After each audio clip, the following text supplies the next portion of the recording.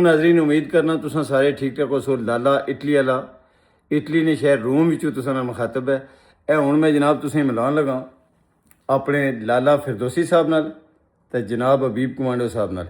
ये हुण तुसां की दसन जिहड़ा असां 9 तारीख बलोनिया शहर ने अंदर मार्च करने पे उस हवाले नाल लाला फिरदौसी आपूं ते जनाब कमांडो साहब आपे दसन। पहले तुसां नाल मुखातब होसन लाला फिरदौसी साहब।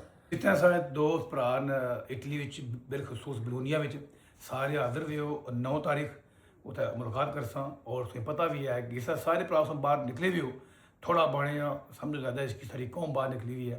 100 असाने भरा शहीद हो गए अपने बेसिक राइट्स वास्ते। अस लोग तो बाहर आए हुए हैं इटली इंग्लैंड अमरीका अफ्रीका कि उत्थे अपने का संगीनी बलनी बेसिक जी लाइफ जी है जरूरियात मियाँ बख्श फरमाई गए सन।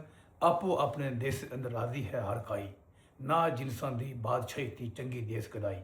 बाकी गल मेरा जिगर मेरा भरा अभी आउट यू। अस्सलाम वालेकुम जी, क्या हाल है जने सारे ठीक ठाक हो। देश वाले प्रदेश माड़ा भरा जने हो भाई 9 तारीख से सारे भरावां की पता बलूनिया ने मकाम पर जनाब असाना एक पहले जनाब अमन मार्च है। मार्च इंशाल्लाह तारीखी मार्च सी इटली की तारीख ने अंदर जितने भी तुम कश्मीरी थे रहने हो पाकिस्तानी रहे इतना बड़ा मेरा काफला किस तरह उसी जरा साड़ा बलूनिया अंदर साड़ा जरा लॉन्ग मार्च उसी लॉन्ग मार्च उसी आखी सकने हो।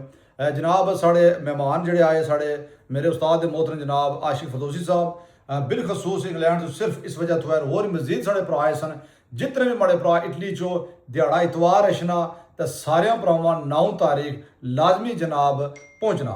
और उस तो बाद सरकार तुसां इस तरह करना पर पूरी डिटेल लिखी हुई है टाइम टेबल लिखे आ जगह लिखी हुई है इस मुताबिक अपन फैमिलियाँ बच्चे सारे ये कोई नहीं खाली तुसां घलिया सो जिन्हें फैमिलियाँ भी है क्योंकि एक बहुत बड़ा मार्च उसी सारी तरफ एक वाजह पैगाम जाना चाहिए असा अवामी एक्शन कमेटी नाल शाना बशाना खलते पे सारे भरावां का रिक्वेस्ट है लाजमी आना सारे। नाजरीन ते तुसां लाला आशिक फिरदौसी ने भी गुफ्तगू सुनी उन्होंने पैगाम भी सुनिया हबीब कमांडो साहब ने भी सुनिया ते जनाब असाने प्यारे भाई दुलारे भाई सोहने भाई काशिफ साहब भी आए रहे यासर मलिक साहब भी आए रहे इंशाल्लाह। उम्मीद है शायद जुबैर खान भी आवे।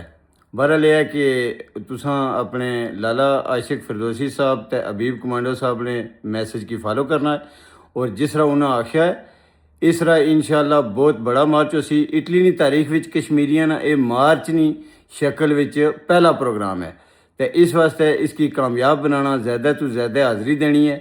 तो इन्होंने दोवों जणियां ने जिन्हें पूरे कश्मीर की सांभे आ चुके आ तो सारियां नी मंजी बड़े बेहतरीन तरीके नाल ठोकने इन्होंने गल्ला पर पूरा अमल करना है तो दसना लोगों भाई असां इटली विच रहने आ।